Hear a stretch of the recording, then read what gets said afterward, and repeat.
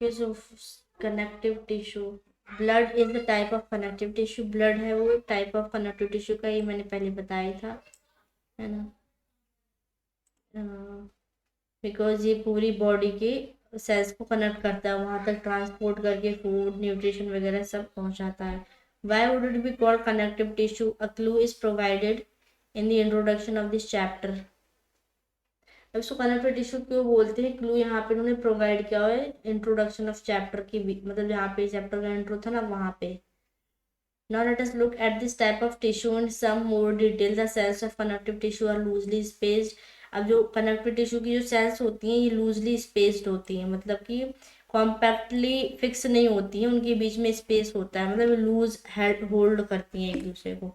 And embedded in an intercellular matrix, और ये कहाँ पर एम्बेडेड होती हैं? इसकी सेल्स जो होती है इसमें मैट्रिक्स भरा होगा, ठीक है। जैसे हमने एग्जाम्पल लिया ब्लड का, तो ब्लड में प्लाज्मा फिल होता है ना। तो ब्लड में प्लाज्मा रहेगा और उसके बीच में सेल्स रहती हैं, आरबीसी रहेंगी, डब्ल्यूबीसी रहेंगी, ठीक है। तो इंटरसेलुलर मैट्रिक्स क्या हो गया? हमारा प्लाज्मा हो गया। तो उसको इन्होंने बोला है कि जो सेल्स होती हैं वो इंटरसेलुलर मैट्रिक्स में एम्बेडेड होती हैं।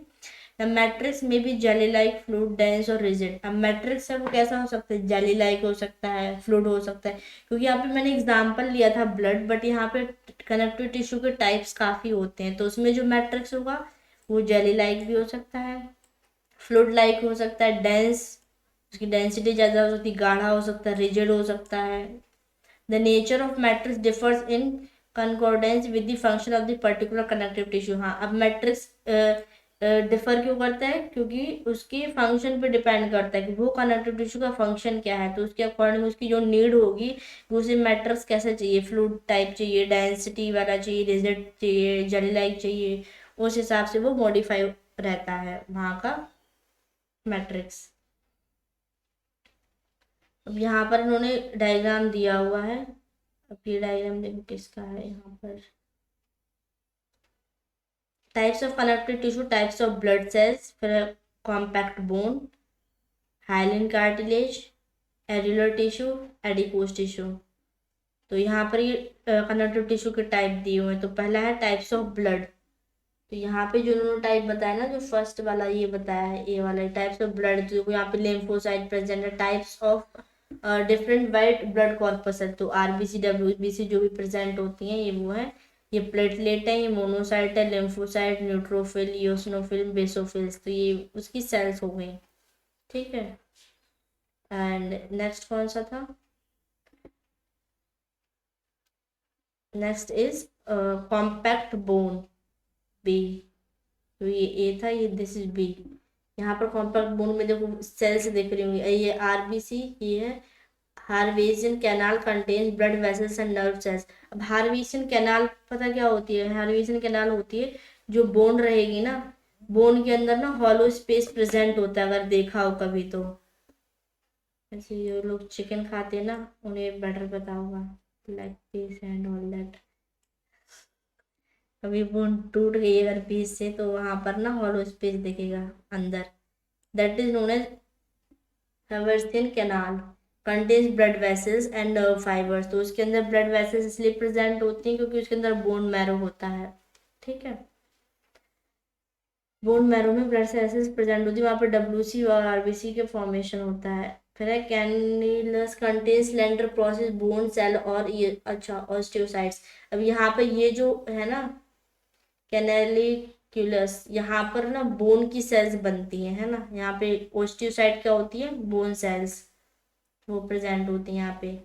ये हमारा हाइलन वाला कार्टिलेज का एग्जांपल होगा, हाइलन matrix chondrocyte.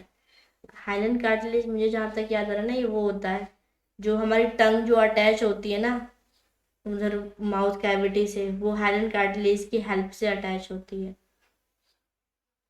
And next diagram सी वाला देखते हैं। सी हाइलन कार्टिलेज हो गया, डी है एरुलर टिश्यू, ई एडिपोज टिश्यू है, तो डी ये रहा एरुलर टिश्यू। इसमें कोलेजन फाइबर हो गए, मैक्रोफेज हो गया, फाइब्रोब्लास्ट हो गए, रेटिकुलर फाइबर हो गए, मास्ट सेल हो गई, प्लाज्मा सेल हो गई, तो ये एरुलर टिश्यू हो गए। और then this is adipose tissue. Adipose tissue में क्या होता है, इसमें फैट का स्टोरेज होता है एडिपोज टिश्यू में। तो एडिपोसाइट हो गई, ये सेल्स हैं। फैट ड्रॉपलेट हो गया, एडिपोसाइट का ही फिगर दिया हुआ है। फिर न्यूक्लियस प्रेजेंट है ये, ठीक है। लेट्स स्टडी एक्टिविटी दी हुई है। Take a drop of blood on a slide and of the different cell. एक ब्लड का ड्रॉप लो, उसको स्लाइड पे रखो और उसमें माइक्रोस्कोप के अंदर देखो जो टाइप ऑफ सेल उसमें रहती है। आरबीसी भी दिखेंगी, डब्ल्यूबीसी भी दिखेंगी। Blood has a fluid liquid matrix called plasma, जो मैंने भी थोड़ी देर पहले ही बताया हुआ है कि जो ब्लड होता है ना, उसका जो मैट्रिक्स होता है उसको हम लोग क्या बोलते हैं, प्लाज्मा बोलते हैं। in which red blood corpuscles RBCs, white blood corpuscles WBCs and platelets are suspended, है ना। तो उसके अंदर क्या होता है, WBC प्रेजेंट होगी, RBC प्रेजेंट होंगी और प्लेटलेट प्रेजेंट होंगी। The plasma contains protein, salts and hormones. तो प्लाज्मा के अंदर क्या होता है, प्रोटीन। ये जो प्लाज्मा होता है इसके अंदर ये सब चीज़ें तो प्रेजेंट रहेंगी, टाइप्स ऑफ सेल्स है। बट टाइप ऑफ सेल्स के अलावा भी इसमें कुछ प्रोटीन्स प्रेजेंट होते हैं, सॉल्ट्स प्रेजेंट होते हैं, हार्मोन्स प्रेजेंट होते हैं। Blood flows and transport gases, digested food, hormones and waste materials to different parts of the body. जो प्लाज्मा होता है उसमें ये प्रेजेंट होते हैं। ब्लड क्या करता है, फिर फ्लो करके जाता है ब्लड वेसल्स के थ्रू, गैसेस को ट्रांसपोर्ट करता है, डाइजेस्टेड फूड को ट्रांसपोर्ट करता है, हार्मोन्स को ट्रांसपोर्ट करता है, वेस्ट मटेरियल्स को ट्रांसपोर्ट करता है to different parts of the body. क्योंकि हर बॉडी में ना हर जगह ब्लड प्रेजेंट होता है, इट इज़ इजीली रीचेबल। कोई भी अगर हमें ट्रांसपोर्टेशन कराना है किसी भी चीज़ का तो blood is necessary. That's why blood is also known as the river of the life. तो bone is another example of a connective tissue. अब बोन है, बोन दूसरा एग्जाम्पल है कनेक्टिव टिश्यू का। It forms the framework that supports the body. अब ये body, इसका function क्या होता है, ये फ्रेम क्रिएट करती है बोन्स, जिससे क्या होता है हमारी बॉडी को सपोर्ट मिलता है। अगर बोन नहीं रहेंगी ना तो हमारी बॉडी जो के अंदर जो रिजिडनेस है ना वो नहीं रहेगी। हमारा हाथ भी ऐसे ऐसे हो रहा होगा, लाइक उसके अंदर कुछ है नहीं, रबर की तरह हो जाएगा वो। It also anchors the muscles. Anchor means किसी चीज को जोड़ना। Anchors the muscles and support the main organs of the body. अब हमारी जो मसल्स भी कितनी टाइप्स की हैं, मसल को आपस में भी जोड़ना है तो वो भी बोन का काम होता है। मसल टू मसल भी बोन ज्वाइन करती है। And support the main organs of the body. और हमारी जो बॉडी के मेन ऑर्गन्स है जैसे लंग्स, वो किस में है, प्लूरल कैविटी में। वो जो रिब केज नहीं होता है, हमारी जो पसलियाँ होती हैं, तो रिब केज के अंदर हमारे लंग्स लोकेटेड होते हैं। तो ये क्या है, ये सपोर्ट ही तो कर रहे हैं, उसको सपोर्ट प्रोवाइड कर रहे हैं, उसको प्रोटेक्शन भी प्रोवाइड कर रहे हैं। It is a strong and non flexible tissue. तो ये स्ट्रॉन्ग होता है और इसके अंदर फ्लेक्सिबिलिटी नहीं होती है। What would be the advantage of these properties for bone function? अभी ये स्ट्रॉन्ग और नॉन फ्लेक्सिबल टिश्यू इसीलिए है क्योंकि अगर इनके अंदर फ्लेक्सिबिलिटी आ जाएगी, इजीली मूवेबल होने लगेंगे ना, तो फिर कोई फायदा ही नहीं है ना हमारे अंदर बोन होने का या फिर नहीं होने का, है ना। तो इन्हें स्ट्रॉन्ग भी होना है ताकि हम इजीली कुछ काम कर पाए, हैवी वेट उठा पाए, है ना। और फ्लेक्सिबिलिटी ज़्यादा आ जाएगी तो वो स्ट्रेचेबल भी ज़्यादा हो जाएगी, इधर मुड़ जाएगा उधर मुड़ जाएगा, ऐसे करके कहीं भी अपसाइड टर्न हो जाएगा। तो इट इज़ नेसेसरी कि हमारी जो बोन है वो स्ट्रांग हो और नॉन फ्लेक्सिबल हो, क्योंकि फ्लेक्सिबिलिटी के लिए तो हमारी और भी अदर टिश्यूज प्रेजेंट हैं। Bone cells are embedded in hard matrix that is composed of calcium and phosphorus compounds. तो जो बोन सेल्स होती है ना, bone cells means what, osteocytes.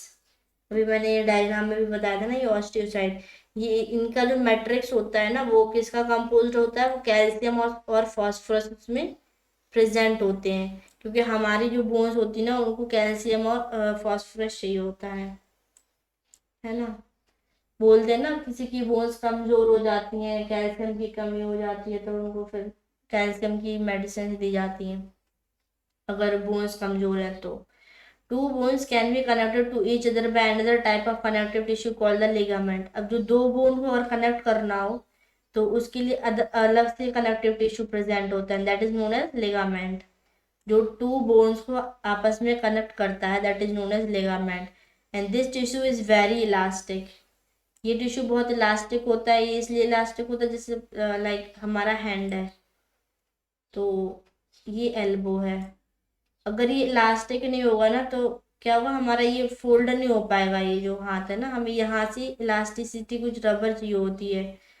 For example अगर देखा हो लाइक वो देखा है ना, बोलेरो वगैरह होती है, फोर व्हीलर होती है, उनका जो गेट होता है जब हम लोग ओपन करते हैं ना, तो वो जो बॉडी उनका जो गेट होता है ना, वो अटैच होता है ना, वो रबर से ऐसे अटैच होता है। जैसे मान लो ये गेट है, ये रबर से अटैच होता है कि अगर हम लोग ये मूव करें ना इस गेट को इस साइड ऐसे ऐसे करके, तो ये मूवेबल हो, ये इधर तक इतना रोटेट कर जाता है ना, लाइक 90 डिग्री तक रोटेट हो जाता है इसका गेट। तो वो रबर यहाँ पर क्यों लगा रखी है? For the elasticity, to provide elasticity ना, कि ये स्ट्रेच हो सके अगर हम इसको ज़्यादा मूव करते हैं। तो that is also the same in our body. ये अगर हमारी एल्बो है ना, तो यहाँ पर दो बोन अगर कनेक्ट हो रही हैं, तो ये क्या है, यहाँ पर लिगामेंट प्रेजेंट है, and that is very elastic, it has considerable strength. और ये काफ़ी स्ट्रेंथ में भी इसकी मतलब ये वीक नहीं होता है ना, इसकी स्ट्रेंथ भी ज़्यादा है, इलास्टिसिटी भी ज़्यादा है। Ligaments contain very little matrix and connect bones with bones. Tendons connect muscle to bone. और टेंडन का काम क्या होता है, इनमें कंफ्यूज नहीं होना है कि लिगामेंट है वो बोन को बोन से जोड़ता है, टेंडन है वो बोन टू मसल को जोड़ता है, ठीक है, muscle to bones, and are another type of connective tissue. Tendons are fibrous tissue with great strength but limited flexibility. But इनके अंदर फ्लेक्सिबिलिटी कम होती है टेंडन के अंदर, क्योंकि फ्लेक्सिबिलिटी इनको कहाँ से मिल जाती है, मसल से मिल जाती है ना, क्योंकि मसल को बोन से कनेक्ट कर रहे हैं, मसल फ्लेक्सिबल होती हैं, तो यहाँ से इनको थोड़ी सी फ्लेक्सिबिलिटी मिल जाती है, इसलिए उतनी फ्लेक्सिबल नहीं होती जितना कि लिगामेंट होता है।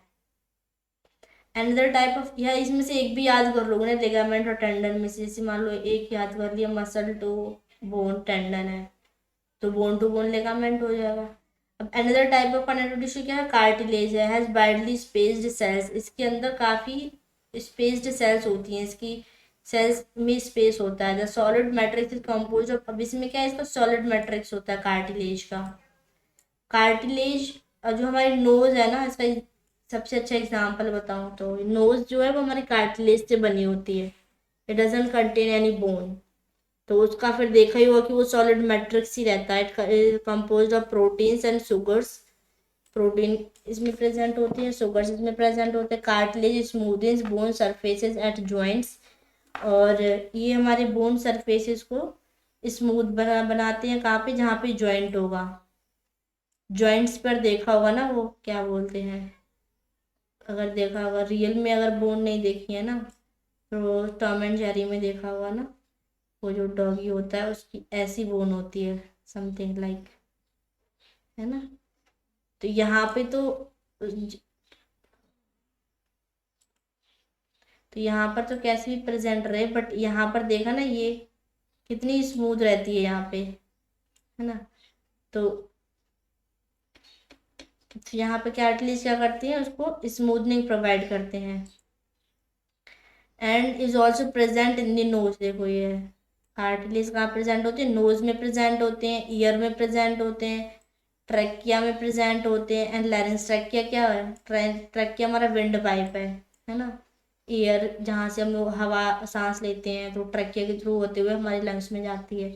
लैरिंग्स क्या है, लैरिंग्स हमारा वॉइस बॉक्स होता है, जहाँ से हमारी आवाज़ निकलती है ना, तो वो लैरिंग्स हो गया। larynx is just above the pharynx, ठीक है। we can hold the cartilage of the ears but we cannot bend the bones in our arms। हम लोग क्या करते हैं कि हम लोग फोल्ड कर सकते हैं ईयर्स को, जो हमारा ईयर होता है ना, ये जो आउटर ईयर होता है जो ऐसे करके, ये इसमें बोन नहीं प्रेजेंट होती है, इसको हम लोग क्या बोलते हैं, किसी को नाम पता है इसका, it is known as pinna, ठीक है। तो हम लोग उसको फोल्ड कर सकते हैं, है ना। तो ये हो गया, और but we can not bend the bones in our arms. लेकिन हम लोग ये पिन्ना को हम लोग मूव आगे मूव कर लेंगे, ऊपर से नीचे कर लेंगे, कैसे भी ये फोल्ड हो जाएगा, बट हम अपनी बोन्स को फोल्ड नहीं कर सकते, है ना, उनको बेंड नहीं कर सकते अनदर डायरेक्शन में। Think of how the two tissues are different. तो डिफरेंस तो है, क्यों क्यों डिफरेंट है ये, बिकॉज ऑफ देयर फंक्शंस, है ना। कार्टिलेज को उतना सपोर्ट देना होता है, बट बोन का फंक्शन कुछ अलग होता है, कार्टिलेज का फंक्शन अलग है।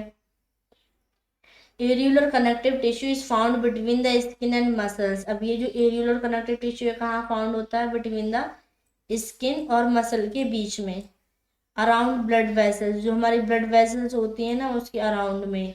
एंड नर्व्स, नर्व्स के भी अराउंड में। And in the bone marrow, bone marrow के अंदर भी एरियुलर टिश्यू प्रेजेंट होते हैं। It फिल्स the space inside the organs, supports internal organs and helps in repairing of tissues. Tissue के रेपर में हेल्प करता है एरियुलर टिश्यू। और इसका दूसरा काम क्या है कि कोई ऑर्गन होता है ना जिसके अंदर कैविटी प्रेजेंट होती है, तो कैविटी प्रेजेंट होती है तो उसके अंदर ये टिश्यूज प्रेजेंट होते हैं, ताकि वो क्या, और किसी के अंदर कैविटी प्रेजेंट है और अगर किसी ने इस पर फोर्सली कुछ भी प्रेशर आया तो क्या होगा? दब जाएगा। बट वो ऐसा होता नहीं है ना, क्योंकि इसके अंदर एलुलर टिश्यू प्रेजेंट होते हैं, वो इसको सपोर्ट करते हैं। ठीक है, और ये नर्व्स में भी प्रेजेंट होती है एलुलर टिश्यू, और इनका मेन फंक्शन क्या होता है? Repairing of tissues. Where are fats stored in our body? In adipose tissue. Fat storing adipose tissue is found below the skin and between the internal organs. अब adipose tissue कहाँ कहाँ present होती है तो बताने की जरूरत ही नहीं है। Everyone is thinking about dieting, dieting and dieting. तो ये हमारे स्किन के नीचे होते हैं और हमारे इंटरनल ऑर्गन्स में भी होते हैं। ठीक है, तो the cells of this tissue are filled with fat globules.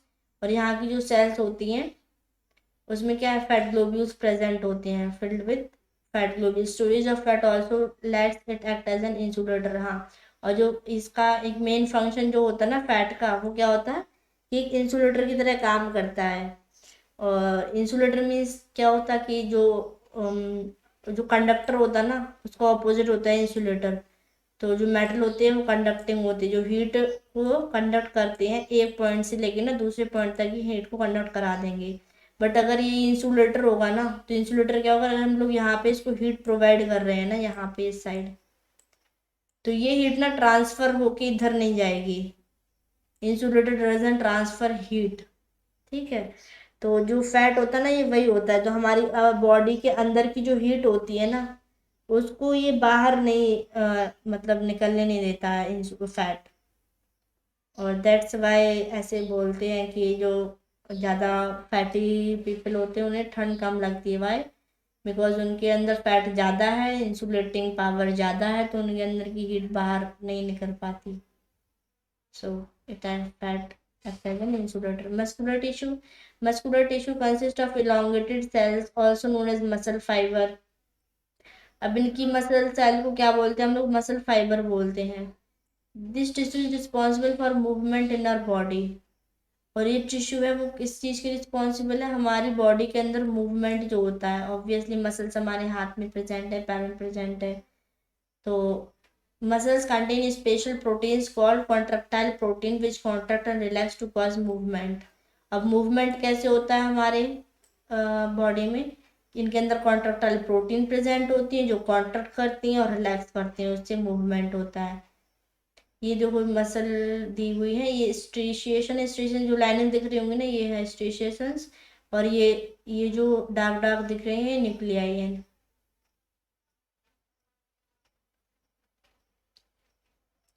Types of muscle fibres: striated muscle, smooth muscle and cardiac muscle. अब देखो तीन टाइप के मसल फाइबर्स होते हैं। स्ट्रेटेड होते हैं, स्ट्रेटेड मीन्स जिसमें लाइनिंग प्रेजेंट होती है, स्मूथ मसल जिसमें लाइनिंग प्रेजेंट नहीं होती है, और कार्डियक मसल। कार्डियक मसल सिर्फ एक ही जगह पाई जाती है और वो है हमारा हार्ट, है ना। कार्डियक अरेस्ट बोलते हैं, कार्डियक अरेस्ट हो गई तो कार्डियक मीन्स हार्ट। तो ये हमारी ये स्ट्रेटेड है, ये हमारी स्मूथ मसल्स है।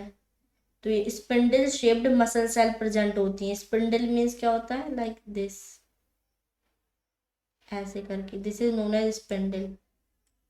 ठीक है, तो these muscles are also called skeletal muscles.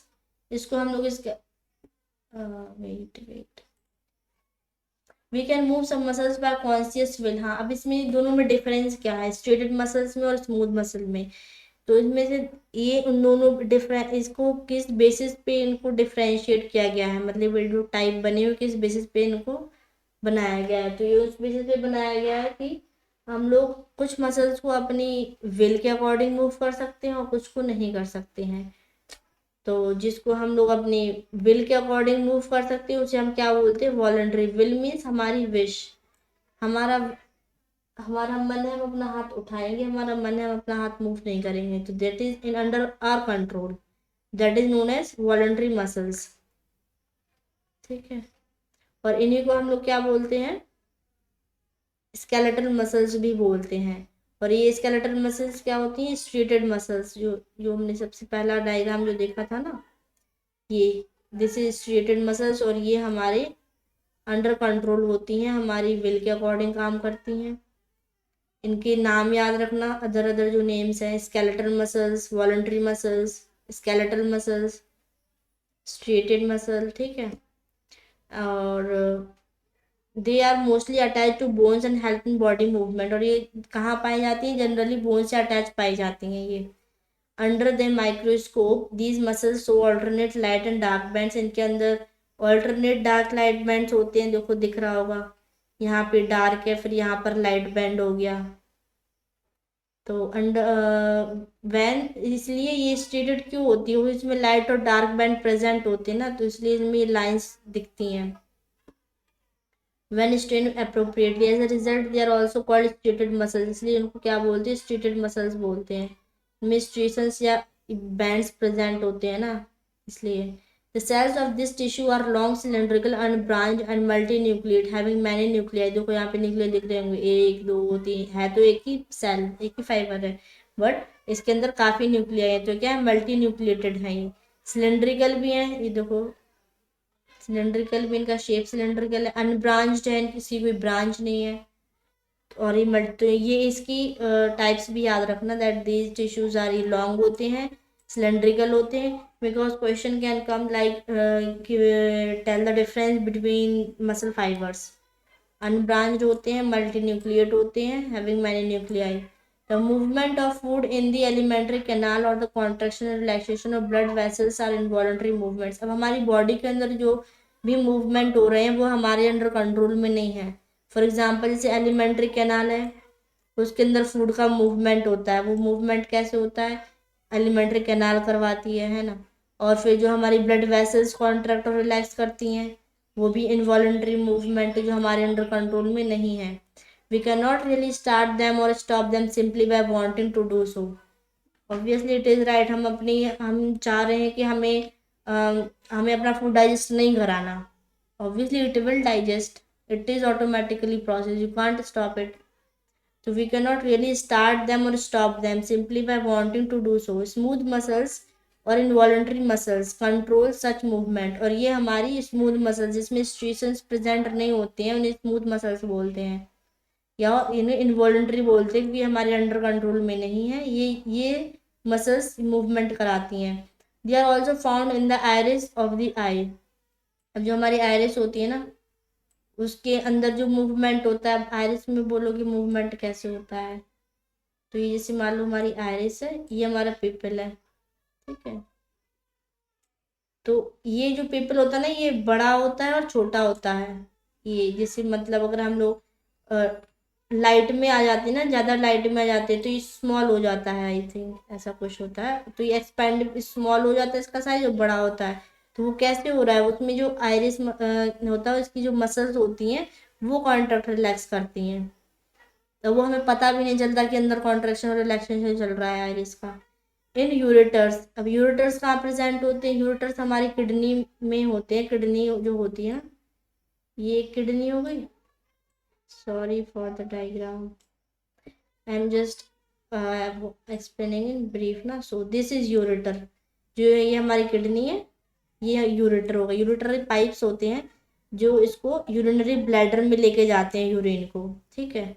Ureter के थ्रू यूरिन किडनीज के थ्रू यूरिनरी ब्लैडर में जाएगी।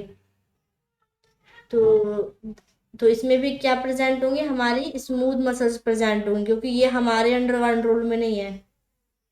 ऑब्वियसली जब सुसुआई तो सब भागते ही हैं it is not under control ना। वाई बिकॉज इसमें स्मूथ मसल्स प्रेजेंट होती हैं।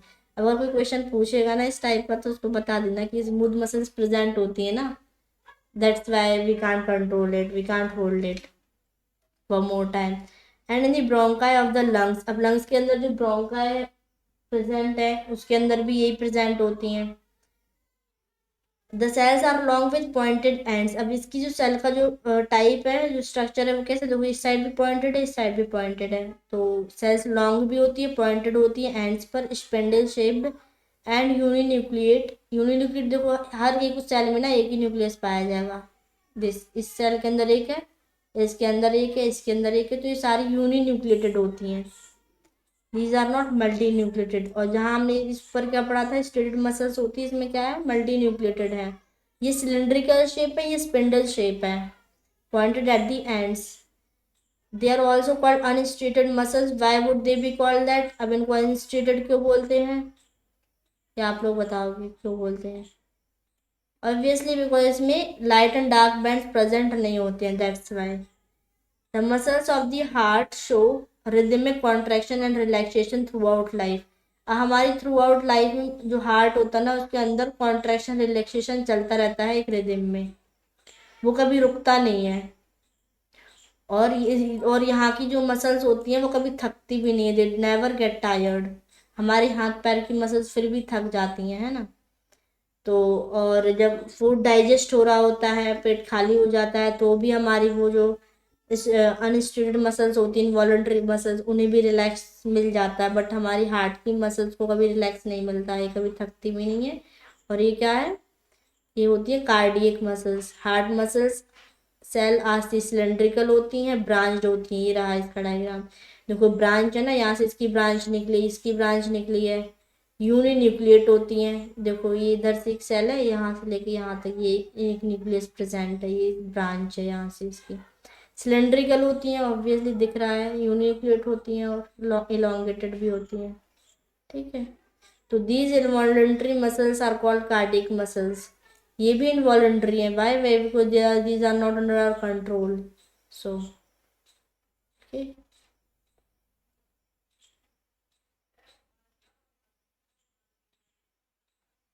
Then transmitting the stimuli very rapidly from one place to another within the body. अब है हमारा नर्वस टिश्यू। अब नर्वस टिश्यू क्या होता है, जो हमारे नर्वस सिस्टम में प्रेजेंट होती है, इसकी basic unit of the nervous tissue कौन सी होती है, basic unit, it is neuron. Nephron is of kidney excretory system, but neuron is of nervous tissue. All size, यहाँ पर देखो ये इनका शेप लिखना है, स्ट्रेटेड मसल्स कैसी होती हैं, सिलेंड्रिकल स्मूथ होती हैं, स्पेंडल शेप एंड कार्डियक होती हैं, again cylindrical. Number of nuclei multi nucleated, uninucleated. Position of the nuclei centre में, ये तो कहीं भी प्रेजेंट होती है स्ट्रेटेड में, बट स्मूथ में सेंटर में, और इसमें भी सेंटर में। All cells possess the ability to respond to stimuli. However, cells of the nervous tissue are highly specialized or being stimulated and then transmitting the stimulus very rapidly from one place to another place within the body.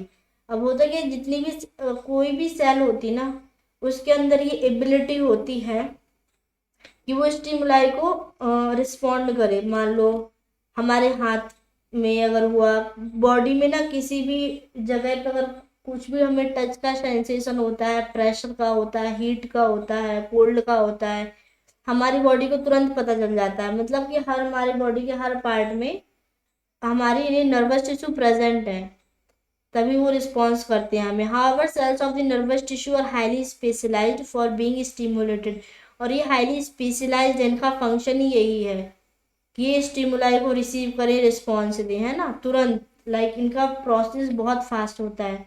Then transmitting the stimulus very rapidly, और ये क्या है, बहुत ही rapidly इनका process होता है from one place to another within the body. जैसे क्या हुआ कि हमारे हाथ में हमें हीट का सेंसेशन हुआ, तुरंत वो कहाँ जाएगा, स्टिमुलस हमारे ब्रेन में जाएगा, और ब्रेन में जाएगा, फिर ब्रेन से फिर आएगा रिस्पॉन्स, और रिस्पॉन्स क्या है कि हाथ को हटाना है तो हाथ हटा लेगा, है ना। तो ये क्या है, बहुत ही रैपिड प्रोसेस होती है।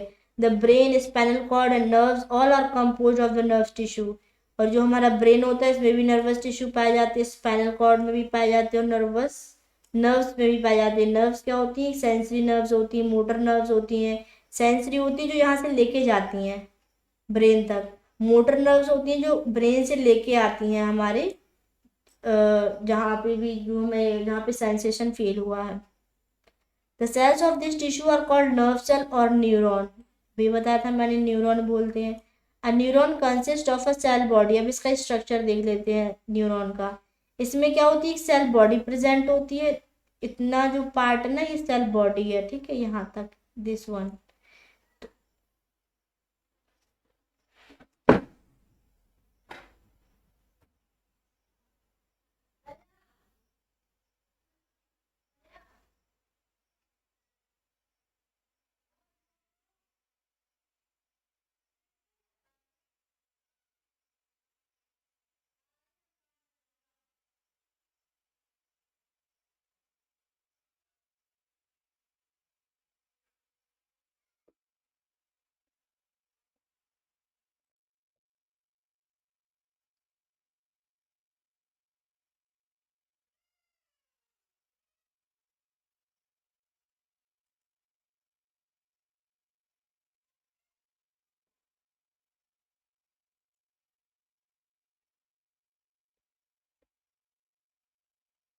ओके सो ये सेल बॉडी यहाँ तक, न्यूक्लियस एंड ओके। तो इसमें सेल बॉडी प्रेजेंट होती है और सेल बॉडी के अंदर न्यूक्लियस होता है, ठीक है। और इसमें ये जो फाइबर लाइक स्ट्रक्चर दिख रहे हैं ना, ये ब्रांचेज, ये क्या है, हमारे डेंड्राइट्स हैं। अगर सिंगल है तो डेंड्रॉन बोलते हैं, बट ये काफी मल्टीपल होते हैं तो इनको क्या बोलेंगे, डेंड्राइट बोलेंगे। ये हेयर लाइक पार्ट्स होते हैं and cytoplasm from which long thin hair like parts rise. और यहाँ पर हमारा साइटोप्लाज्म भरा होता है, ये जो येलो येलो है ना, ये साइटोप्लाज्म भरा हुआ है। Usually each neuron has a single long part process called the action. अब यहाँ से जो इतनी लंबी प्रोसेस जो दिख रही है ना, ये पूरी क्या है, एक्सन है। And many short branch part process called dendrites and individual nerve cell may be up to a meter long। अब ये जो इंडिविजुअल नर्व सेल्स होती है ना वो 1 मीटर लंबी होती है, ठीक है, इसकी जो लेंथ बताई जा रही है वो। इसलिए शायद ये भी बोलते हैं कि जो सबसे लॉन्गेस्ट सेल पाई जाती है ना वो न्यूरॉन ही होती है। Many nerve fibres bound together by connective tissue makeup a nerve. अब बहुत सारे जो नर्व फाइबर होते हैं ना, ये क्या है, जैसे ये वाला सेल हो गई, ये सेल बनते इकट्ठे कलेक्टिव होते जाएंगे ना तो ये क्या बना लेंगे, फिर नर्व बना लेंगे कनेक्ट हो के। The signal that passes along the nerve fibre is called a nerve impulse. अब ये जो जो सिग्नल ये पास करती है ना, जिसको स्टिमुलाई बोलते हैं, जो स्टिमुलाई यहाँ से लेके जाएगी। जैसे सपोज सिग्नल नहीं आ रहे हैं, ये बोलते हैं ना हम लोग, तो सिग्नल क्या होता है, जो यहाँ से इसको लेके जाना और दूसरे पार्ट में ट्रांसफर करना, तो that is known as signal. तो ये जो सिग्नल, इसकी लैंग्वेज में अगर बात करेंगे बायोलॉजी की, तो इसको क्या बोलते हैं हम लोग, नर्व इम्पल्स बोलते हैं, ठीक है, जो नर्व फाइबर कैरी करके लेके जाती है। Nerve impulse allow us to move our muscles when we want to. अब नर्व इम्पल्स हमें अलाउ करती है कि हमें अपनी मसल्स को कब मूव करना है ना, व्हेन वी वांट टू। क्योंकि अगर हम लोग बर्फ पे हाथ रखा हुआ है या फिर किसी हीटेड ऑब्जेक्ट पे हाथ रखा हुआ है, तो ये नर्व सेल्स हमें बताएंगे कि व्हेन वी वांट कि हमें उठाना है। क्योंकि वो सेंसेशन फिर और हाई होता जाएगा, हाई होता जाएगा, देन फिर हमें ये फील आएगा कि ऐसे तो हमारा हाथ जल जाएगा, है ना। तो to protect from burning our hand, तो ये कहाँ से पता चल रहा है, from nerve impulse. The functional combination of nerve and muscle tissue is fundamental to most animals. अब इसका जो फंक्शन होता है ना नर्व का और मसल टिश्यू का, तो ये क्या होता है, fundamental to most animal. This combination enables animals to move rapidly in response to stimuli. Stimuli means वही जो सिग्नल हमें मिला है, तो स्टिमुलाई के रिस्पॉन्स में हमें अपना रिस्पॉन्स क्विकली देना है ना। जैसे कब हमें क्विकली देना है, कब हमें स्लो देना है, लाइक ऐसे करके ये हमें स्टिमुलाई के थ्रू पता चलता है with the help of nerve impulse also. So here our chapter ends and we will do exercise later.